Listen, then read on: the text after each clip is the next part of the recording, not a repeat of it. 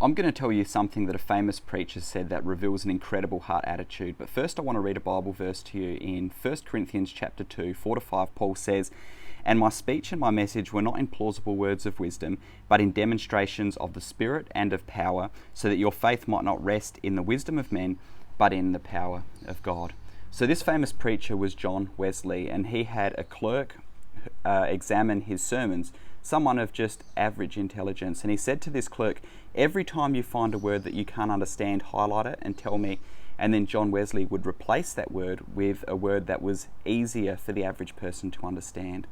You see, preaching is not about performance and being impressive, it's about power, and the power is in God's word. I could try to use the most theological words that I could possibly use, but what would that accomplish other than confusing a lot of people and coming off foolish in the eyes of God?